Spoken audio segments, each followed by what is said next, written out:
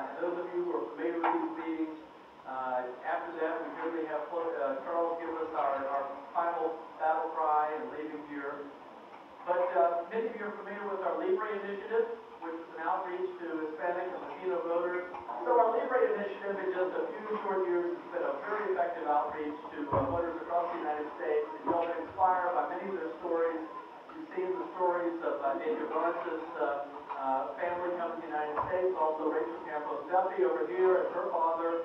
Lots of really fantastic stories. There's one other, and it's the story of Cesar Grajales, who is part of the Libre initiative. And so Cesar is going to introduce Marco Rubio tonight. At Libre, our battle is just beginning. That is why we need your support and kindness, so that our community of millions of Hispanics across our country can have access to the truth.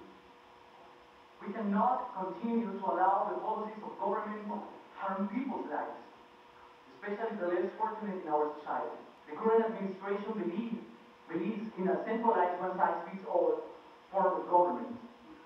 Their view is of an America where government knows best. This form of government is the exact type that many of us in the Hispanic community left behind.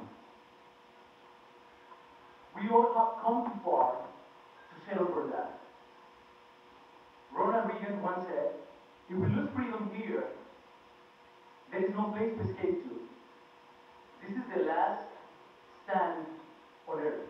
And tonight, I have the great honor to introduce you to the great man who is working to make a Florida prosperous state, so that our people do not depend on government. He's a courageous leader who is not only in our state, but is also attracting national attention for his great work in the U.S. Senate. And because he is such an effective, passionate advocate for freedom and opportunity. Please join me in giving a heartfelt welcome to the Honorable U.S. Senator Marco Rubio. He wanted me to understand that I did not have those limits, because I have the privilege and the blessing of being a citizen of the one nation in all of human history, where anyone from anywhere could achieve anything. The Democratic Party wants to continue to invest in programs from the last century. They believe that we can continue to tax people as if there's no competition. They think we can continue to regulate businesses as if there's no global competition. And they want to keep pouring money into a broken and stagnant higher education cartel that has become inexpensive, increasingly expensive, and inaccessible to millions of Americans. The problem we've had on the right for too long is we have not shown people how our principles of limited government and free enterprise apply to the challenges of the 21st century.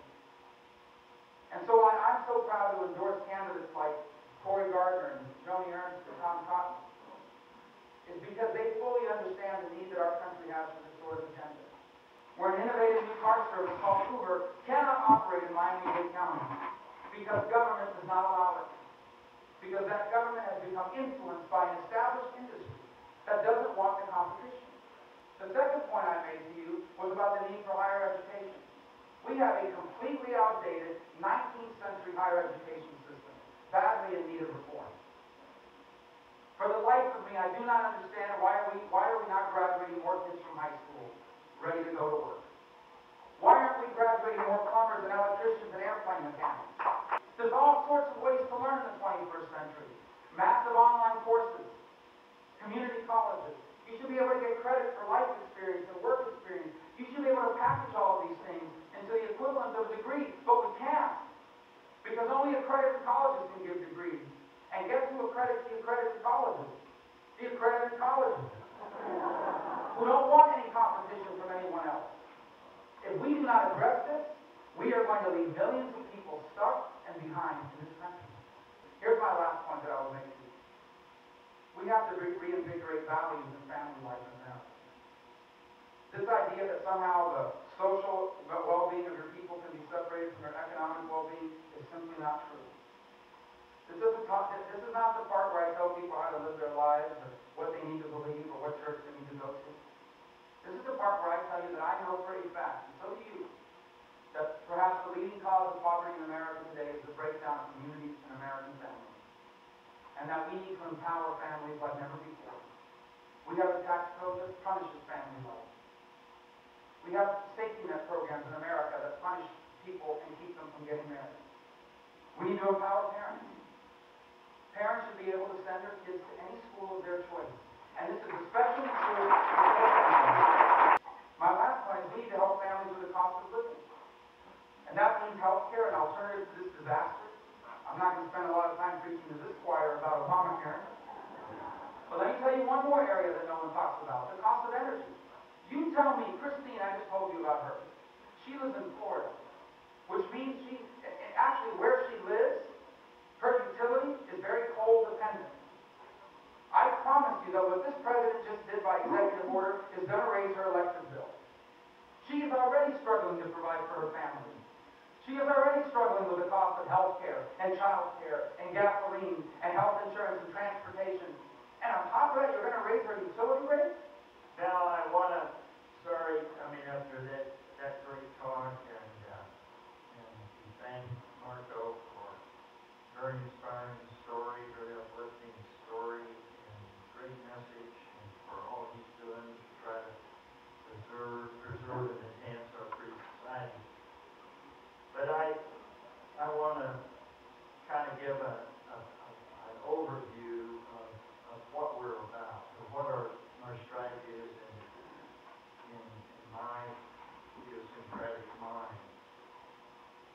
And the way I do it is, what we need to do is build a movement of people who are totally dedicated to preserving and enhancing our free society. And when I say a movement, I mean a group of people who will act, who are dedicated to acting, who don't just give lip service, but are willing to dedicate themselves to our free society and to making it better and better, whatever the cost to them personally. And this is absolutely critical because, to me, what's going to determine the future of this country is the balance of people who are willing to act to affect the future of this country. And if the majority of those people are collectivists, we are doomed. So we have to be much more aggressive in identifying, recruiting, educating, and mobilizing those people who will be willing to act on behalf of our free society. And so this seminar was a great foundation for that. But this is a labor-intensive business, and the most we can have is several thousand. And we need a movement of several million. So we're going to have to coordinate all our organizations to do this identification, recruiting, and mobilization, and build new capabilities for better, more efficient outreach to find and recruit and mobilize these people. Now, in these efforts, we're guided by what we consider the three requirements for action. That is dissatisfaction with your current state, the vision of a better state, and a path to get there. So how do we satisfy these requirements?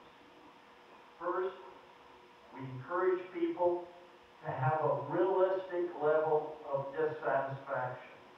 Then next, we need to help people develop a vision of a better state, which we will do by demonstrating how even modest increases in freedom have benefited billions of people in every dimension of their lives.